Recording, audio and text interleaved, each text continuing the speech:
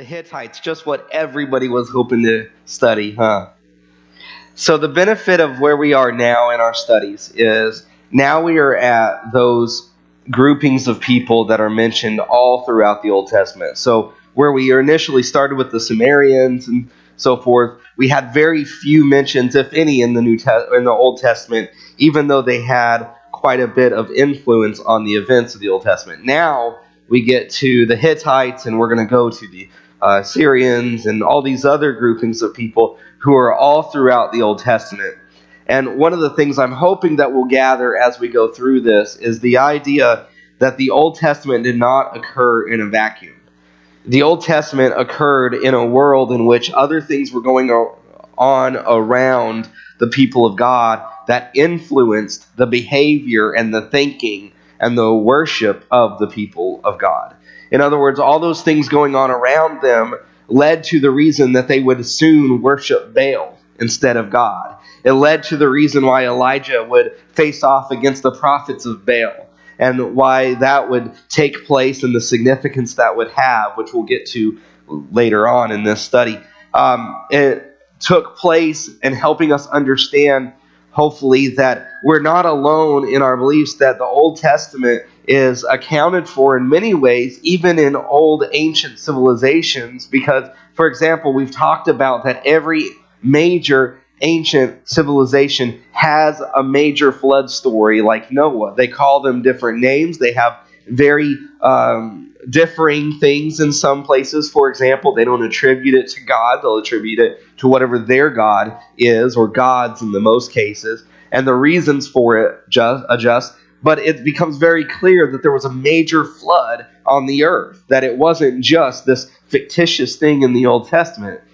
We also see that it's very clear that each one of them, for the most part, we don't know about the Hittites, but most of them had a creation story that's in some ways similar to ours. It may not be the gods said, it may be the gods did this and that and all this came to pass, but it shows that this Big Bang theory is brand new. It's never been believed up until the modern era. And so we see support for things like Job. We talked about that there's Job figures throughout all these ancient stories. A lot of people debate whether Job was actually a historical person and historical event, or whether it was meant to teach us something. But if it was not historical, why do these major civilizations have stories that are like Job? There's a story we'll talk about tonight that is similar to Joseph and Potiphar's wife. And we see connections with that. And so often you would almost believe, if you watch the History Channel or PBS or these things where they grab the people on both extremes of the spectrum, that Scripture in the Old Testament occurred in this vacuum, and that it's just all this made up stuff. But in reality, it occurred in the context of world history, and it influenced history, and history influenced it, right?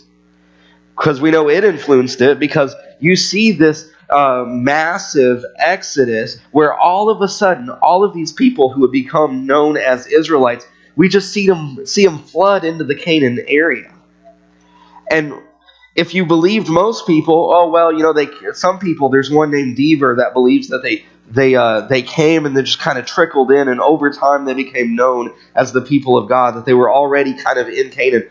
But archaeology and history shows there was this massive flood of this group of people that we call the Jews that came into Canaan from the area of Egypt. It also shows that there was a massive flood of that same type of people group that went into Egypt. Remember whenever Joseph brought them all down into Egypt? Well, they went into Egypt a couple of times, but hopefully we'll understand that not only does history impact our understanding of Scripture, but our understanding of Scripture impacts our understanding of history.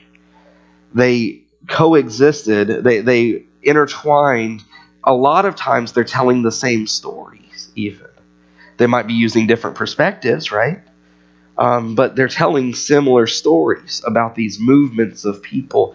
And so I hope that as we study these people groups, not only will we see the influence they had on the people of God, for better or worse, most of the time it was for worse, but hopefully we'll see the influence the people of God had on the world stage as well. Because I'll tell you what amazes me. I was listening to something today, and I never get into this stuff. It's all that, there's these people out there that believe we ought to be fighting for Israel because that's what's going to bring God back. I don't know if you hear this stuff on the radio, that we have to help them defend their borders because until Israel is a complete nation and they come to all belief, God won't return. And that's not really what the scripture's saying that they're quoting, but they're taking it as being that. And it dawned on me, I was listening to this today for one reason or another, I don't know. Normally I turn the channel. But it dawned on me, this little bitty piece of land that the entire Middle East has fought over for all of civilization has some of the most significant impact on not just the Middle East, but the entire world. Not that we're Christians, let's not completely take Jesus Christ out of it, but if you even remove Christ from the picture, God has done so much through this little bitty nothing area that has influenced the rest of the world in many ways. And so, and then you put Christ back in, and it just gets huge in what God has been able to do through it. Anyway, so we get to the Hittites. In Genesis chapter 10, we see where the Hittites come from. In Genesis chapter 10, it talks about the dissension of the nations from Noah. It says in verse 1, these are the generations, the sons of Noah, Shem, Ham, and Japheth. Sons were born to them after the flood. So that's always been interesting. Well, when did they come? Well, they came after the flood because the boat was probably a little small by that point. And then you skip down to verse 15, and we see this one named Canaan. Canaan fathered Sidon, his firstborn, and Heth. The Hittites are literally the descendants of Heth. I know the letter there changes, but that's because of the translation we use. We're pulling it out of one language while this is talking about it in a different language. But the Hittites were descendants of Heth. It literally is the sons of Heth, because that's how they spoke back then, right? Descendants were son of. So when you see son of, it doesn't always mean a direct line that it literally was the father of. A lot of times when you see son of, it means descended from. And so we see here that Heth was the father, if you will, of what came to be known as the Hittites later on. And by the way, when we talk about Hittites, we never see them talked about as a group of people like that. All we see is the land of the Hittites. In other words, it's this more of demographic area rather than specific area or specific term that would follow these people to all these other groupings. So we see that they're people in ancient history. They were one of the great political powers of antiquity who controlled much of the area comprising modern-day Turkey from the 15 to 1200 BC era. Give or take a little bit on that. During their heyday, they built a powerful empire with its capital at Hattusa and stretching from the Aegean Sea as far as the Euphrates River into the northern areas. The name Hittite is taken from the biblical Hebrew Hittai, which stems from a geographic term in cuneiform texts, which Hittai comes from the cuneiform concept here, which eventually, if you follow the train, and I got lost when I was reading about this, it eventually gets you to the word Heth. Or technically, in Hebrew, Heth is what? H-E-T-H. How do you say that? Yeah. No. Well, it's Het, basically. You just take off the H. We do a th, and it's Het at the end. And so you see all this taking place. And these individuals would create this vast empire in some ways, in what's now Turkey, but they would be short-lived. Remember Daniel? Whenever Daniel was gave the interpretation of the statue dream, and you had this great big empire, which is the Babylonian Empire, Nebuchadnezzar, right? And then you had smaller empires, and it got smaller and smaller and smaller and smaller. And the whole concept, and if you look through history, nothing lasted. Every empire that came later lasted shorter and shorter and shorter and shorter amounts, and it had less and less and less and less world dominance in it. And the Hittites were kind of short-lived on the world stage of the ancient people. And we see here that their empire fell apart at the same time period as the judges of Israel were flourishing. Possibly, I put here, under the pressure from invaders from the north, among whom would have been the same tribes known in Egypt and Palestine as the Sea Peoples. Now, we have not talked about the Sea Peoples, but do you know who they believe the Sea Peoples to be? Okay.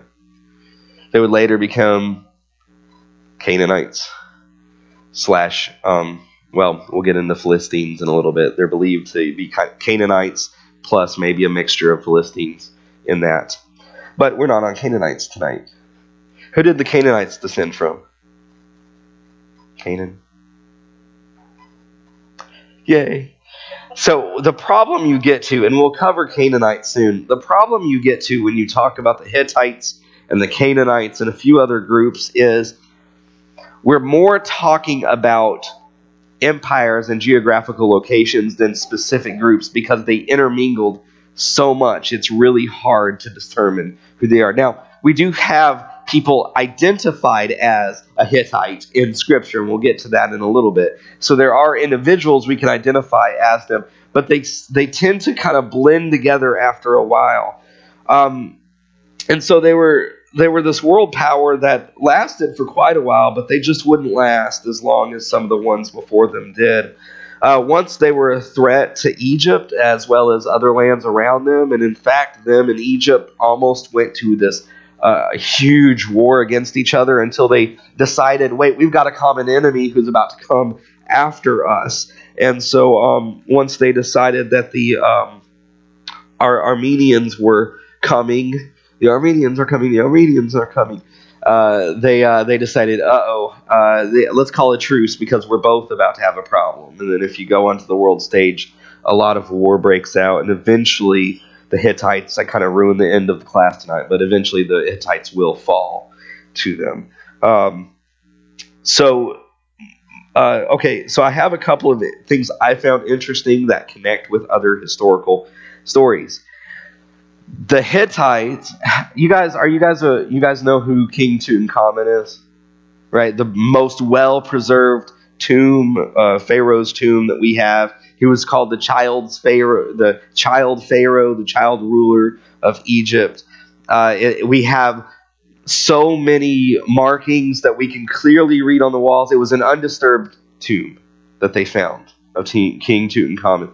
And whenever he died, his widow sent to the Hittites asking for a prince to marry so that she might make the Hittite prince king of Egypt.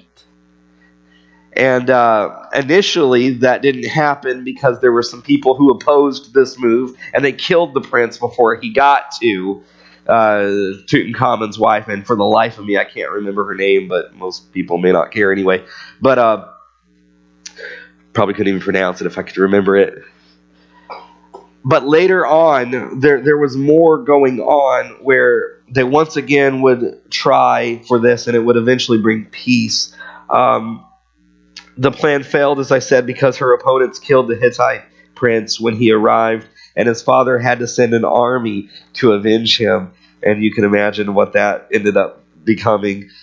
Various battles took place, famously the Battle of Kades in 1300 against Ramses II of Egypt. So then once again we see all this chaos happening, and Ramses II would be right after that time. Some people believe, I don't know if there's a real strong case for this in my mind, but Ramses II would be in that era. Some people believed Moses was in, when Moses would go and cross the Red Sea and so forth. And you can actually see Ramses II and his mummy, and it's not a pretty sight. But I'll show some beautiful pictures of that whenever we get to Egypt.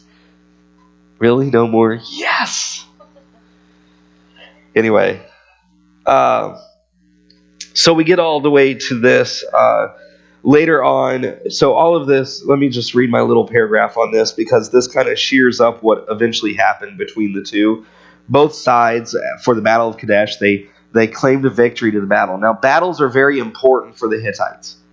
Hittites did not list orders of kings. We have a list of kings, and it is incomplete, and it is thought to be not very accurate, because it was written down long into the empire itself. And in fact, there's two of the kings on there that history believes to be fictitious, that these guys didn't really exist, because there's no record or proof. Because what the Hittites would do instead is they didn't record historical things like some of the other nations did. They only recorded battles.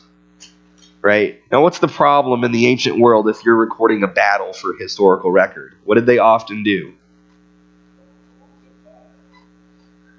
Bias. Yeah, and that's essentially what Scott said too, is if you lose, you're still going to paint it as if you won, whether or not you did or not. Or you're going to just dump it from your history records. And so we have a lot of times, and this is one of those, the battles at Kadesh, where both Egypt and the Hittites claimed victory. I've never met a war where two people win.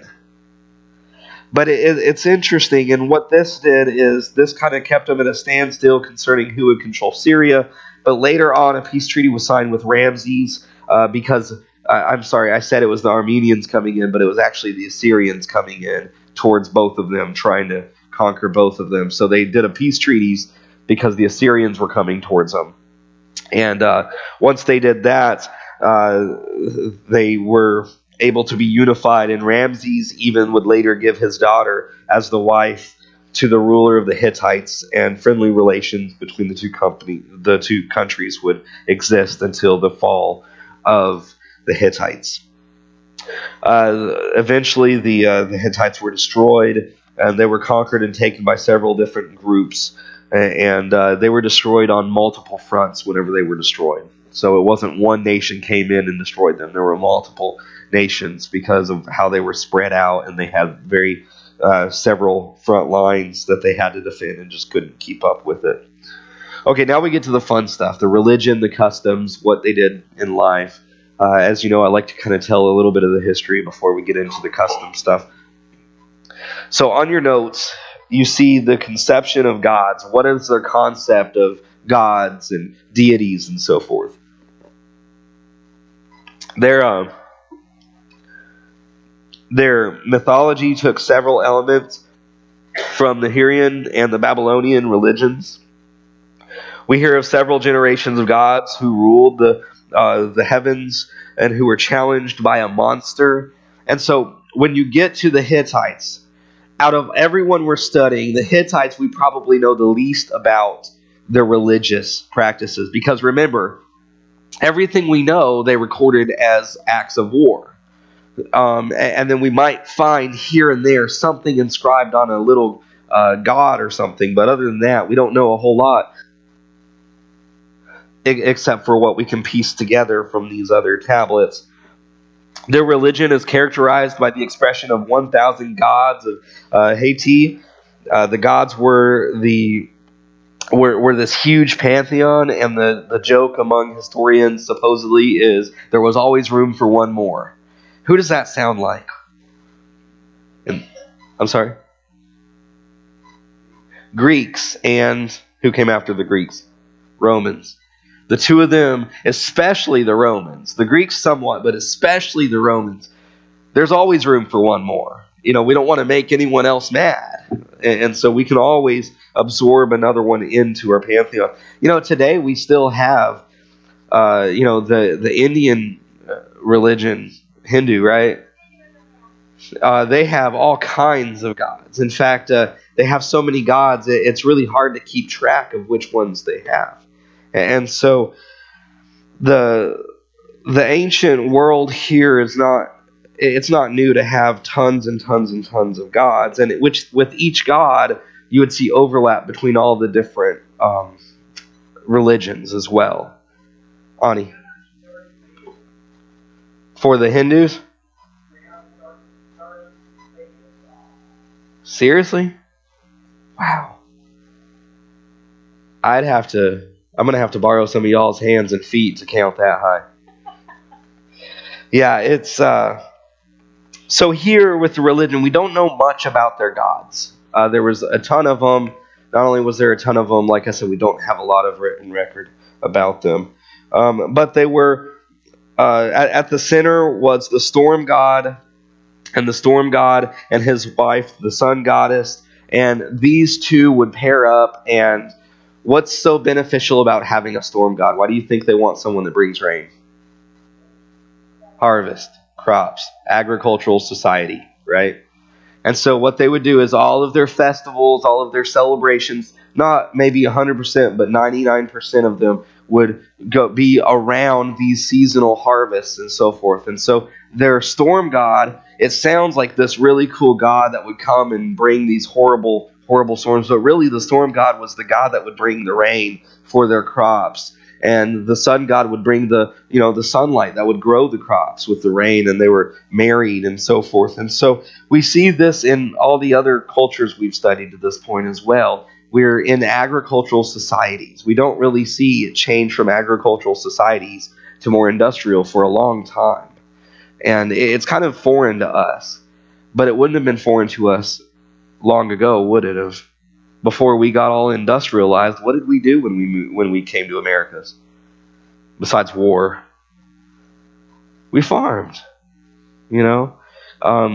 Most civilizations start out as farmers because they haven't built the cities yet, and they haven't built all these great things.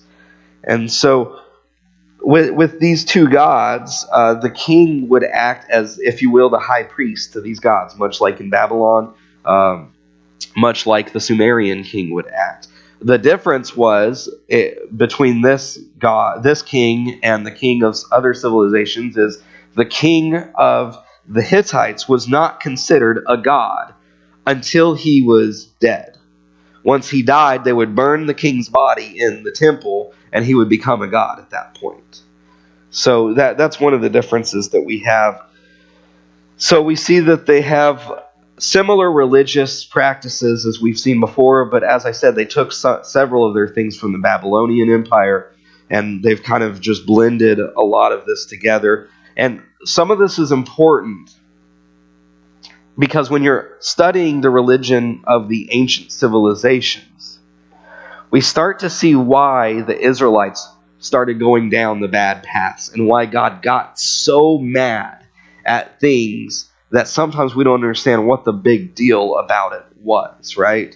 And I'm not talking about, we understand him getting mad at the fact that we're not worshiping him, but how you worship him and why you do and do not do certain things in the Old Testament. It was very specific because it set them apart from these others that did things in horrible ways. And sometimes we see things, when you read the story of Abraham offering his son, right? Look at it from the ancient Jewish mindset. It's a much more uncomfortable story because God does not condone human sacrifice. He's against it. That's what the pagans do. See, and so knowing this is heavily practiced by pagans, and then we see God ask Abraham, are you willing to violate not only your child, but are you willing to violate what you've come to believe, if you will? Well, it makes it much more unsettling, but it shows how much he followed God. And it makes it unsettling for those who would read it later. But it would show them not only the mercy of God, right? Because that puts it in a whole other perspective. All these other gods demand a child sacrifice, and they have to go through with it. But our God demanded one, and he did not go through with it, right? He provided someone in its place. And ultimately that becomes what? He provides Christ in our place. Just he provided the ram in the place of Abraham's son Isaac. So the Hittites had gods, as best we can tell, similar to the ones of the Babylonian Empire. They changed the names and they added tons to it probably. and they collected as they went. But we also see how they viewed man. From what we know about the Hittite religion, nothing is said about the creation of humans. Some of them talk about creation and how humans were created in the ancient world. Hittites, because we mostly have war stories, we don't know much about how they viewed some things. But we do see, and we have noted in the readings, that they see both body and soul in a human being. And we see that while the king and prominent royal members ascended to the realm of gods, ordinary humans face the destiny of spirits in the underworld. The idea of an existence after death is not very positive in the Hittite religion. And so even though the king and certain others would become gods after they died, most of them would go to what's called the underworld, and apparently their view of the underworld was very, very, very unpleasant for them. But why would it be pleasant if you believe you're just pawns in the game of the gods? So, you know what I'm saying? If you're just up down here, if you remember a couple weeks back, we talked about the belief in the Babylonian times was you're just down here to do what the gods are too lazy to do. And then whenever the gods have used you up and you die, they just throw you away. Why would it be positive to think about what happens in the afterworld? And see, that's the benefit of our God, isn't it? That's what makes God of the Bible. That's one of the things that makes him vastly different from the other gods. We are not pawns in a game. We are people who God loves and protects and supports. We are his children.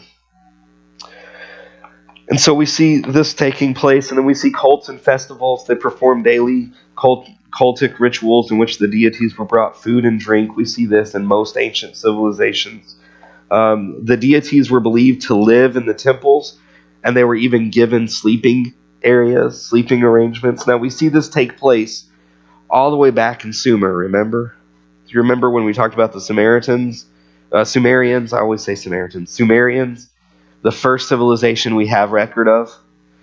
Do you remember we talked about how they had the big big ziggurat, and what would take place in the ziggurat, and on top of the ziggurat, they would have temples kind of connected to the ziggurat. But at the very top was a resting place for the god, right? Because as he went from the heavens to the earth, he might get tired, so they had a little area up on the top of the ziggurat that he could rest. And many people believe this is kind of what the Tower of Babel was. And then after his rest, he could continue down to where his temple was. Well, you see that played out here, but now they put a chamber to sleep in within the temple itself. And so we see here that there are smaller and larger festivals, monthly and annual basis. We see that most of these festivals are celebrated in the spring or the fall, marking the harvest or planting some of the crop. Magic was central in their religion. So now we start seeing more and more of that magic, right? We see it in Exodus, don't we? The magicians. A lot of people say it's illusions that the magicians did in Egypt. I couldn't tell you whether it was or not, because there's a lot of things in the Old Testament that happened that I don't think happens anymore. But at the end of the day, magic, or whatever they believed magic to be, whether it was illusion or whether it was demonic or what it was a huge part. And sorcery. And, it makes you start realizing why God didn't want people to go to these other individuals and practice sorcery. They didn't want to go to these who would tell their future and stuff, right? Because it was commonly practiced, and it wasn't just the Hittites. It gained speed as history continued. But the magic, I love this. I found this. I thought it was great. The magic was performed by old women who could perform sorcery or magic and cast spells. It makes me think of a big cauldron, and I'll get you, my pretty, Anyway. Oh, it's all the medication I'm on right now. That's going to be in the head the rest of the night. I'll get you, my pretty. Okay. We already talked about the storm gods. I want to skip over to a couple of other things. I want to talk about their living and their relationship to the Bible. because out of everything in this is really what I'm interested in. I think it's great to get some background in their religious beliefs, but I'm really interested in their living, and more specifically their relationship to the Bible and how they interact with the people of God and God himself. For their living, they were an agricultural society. Several cereals and a wide variety of fruits and vegetables were cultivated by them. Both honey and wax were obtained by beekeeping. Beverage wine was produced from vineyards, as was raisins, and beer making was known and practiced freely by the Hittites. And we think beer was just the problem of today, huh? They grew livestock in addition to agricultural stuff. They've actually found lists of prices for food and laws pertaining to these animals. We talked about most of what we know about the Hittites are from their records of their conquests, if you will, their wars.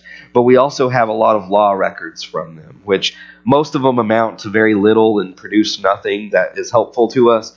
But they were very law-oriented people. And so we do have a lot of law records from them.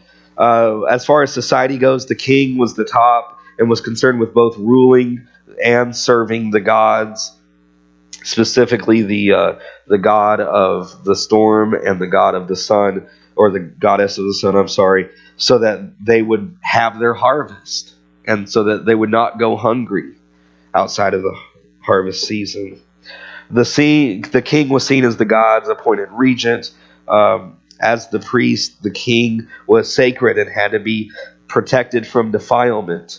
When presiding at religious ceremonies, the king carried a crook and wore a robe and a cape of the sun god. And not only that, but the king would actually, if he was in battle and it was time to do a ceremony for the god, like one of the big festivals for the god, the king would leave the battlefield to come home and do it in order to appease the god so that they could have the harvest and maybe goodwill in the battle, and then go back to the front lines after that.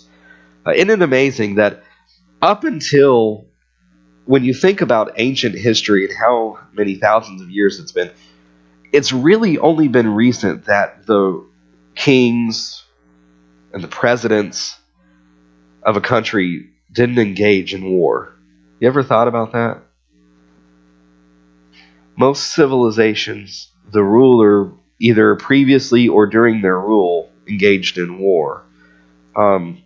It's a recent phenomenon that politicians engaged us in war. Usually it was the king who had been in war that engaged the nation in war, which I'm not sure which is worse, to be honest, because some people are war hungry, right? And so I don't know how we would have done if General Patton was our president. You know what I'm saying? I think he's a really interesting study. I just don't know how presidency would have been on General Patton. So they had all these. The queen's role, we don't know much about the queen. We know that she was considered a priestess and served beside the king as the high priest. We know that there was something called the Great Family, which entailed extended family as well as others designated to be in that great family. And they had really no authority to make laws or anything, but they did have some influence on the king, and they alone had the power to convict and execute a Hittite king, but only for murdering a fellow member of the great family. And so I started reading on this because I thought this is interesting, because in most civilizations in the ancient world, nobody has the authority to execute a king. So it didn't matter who else the king killed. But if it was a member of the great family, he could be convicted and executed. If he killed anybody else in the Hittite world, he's fine. He's scot-free. Makes you want to be in that great family if you're a Hittite, doesn't it? The Hittites are talked about in Scripture all over the place. I only listed, you have a big list here, and that is only some of the instances that they are listed here. We saw that they're descended from Canaan. They populated Palestine before Israel came in and kind of took over. And we see that because God tells Israel to run them out of the land, but we see later that they didn't do a good job and that they're still in the land when Israel's in the land, right? And we even see Joshua has some compadres name, that have the word Hittite attached. And even David tries to take out Uriah the what? Hittite. And so they didn't do a good job at running the Hittites, just like they didn't do a good job of the Amorites and everyone else they were told to run out of the land either.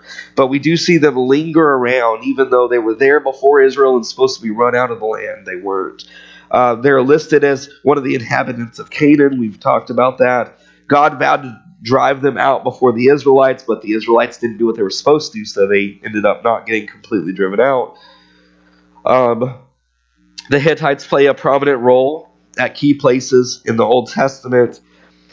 Ephraim, the Hittite, sells Abraham the family burial ground in Genesis chapter 23. Esau married Hittite women, and Rebekah despised the woman. Ahimelech was an associate of David and also a Hittite. This is in your notes. I'm just reading through this. We already talked about Uriah the Hittite, who was whose husband?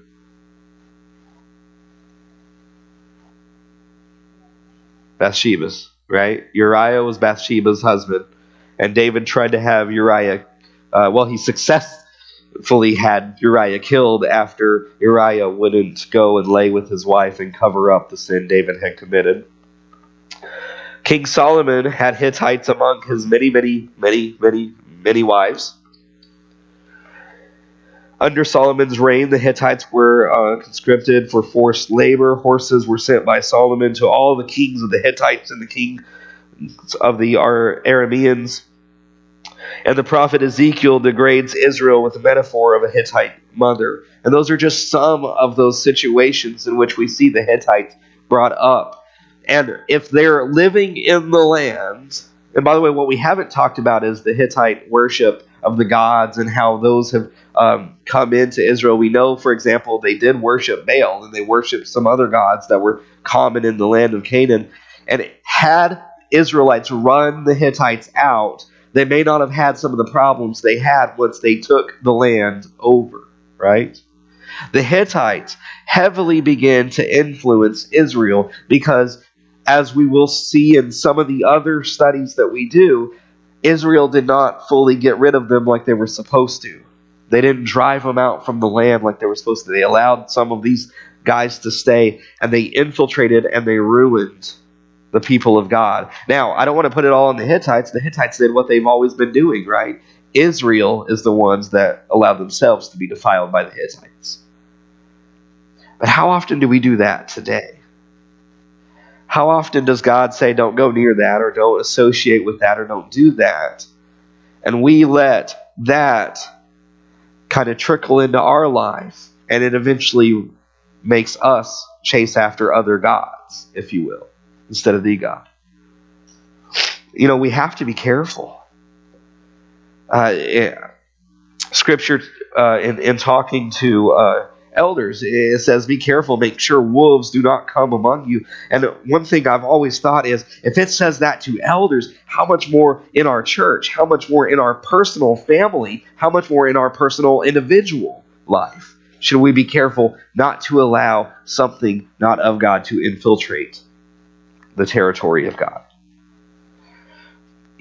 I think when we talk about the Hittites, while we don't know a whole lot about them, and even their influence on Israel is kind of sketchy, because some of the stuff we know it's practiced in the Hittite religion, but it's practiced in the Canaanite and other religions, so we're not sure which one it came from. But one thing we are certain of with the Hittites is, well, you might find a couple of good ones here and there.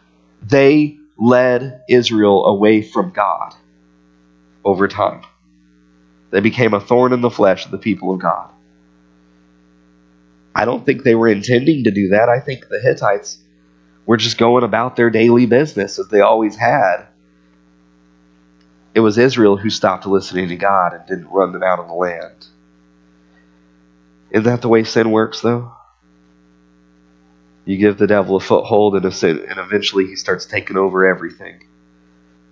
What's that saying? You give them an inch and they take a mile. With the Hittites, we see that they have this pantheon of gods. And so when you talk about the God of Israel, they're going to say, hey, sure, why not? Let's bring them in. Let's bring that guy in. He's good. Hey, more power to us if we incorporate him, just like the Romans did. And we see these idols, these home family idols, start to be picked up by Israel. And they start saying with their lips, we see in the Old Testament, they say with their lips that they worship God, but in fact, they're not worshiping God because they worship God and God said there is no me and, there's only worship me. The second we say, I worship God and, God says you don't worship me because there is no and. It's only God or not God. I think we struggle with that today. I think one thing we can learn from the Hittites' influence on Israel is we have to understand it's only God or no God. If we worship God and something else, and we don't say the word worship anymore, we just prioritize things above God. We pursue things above God. If we put things in the place of God, we don't worship God. We can pretend to, but God says you don't, because it's either only me or not me at all. And the Hittites, I believe, would have welcomed him in, but they led Israel astray.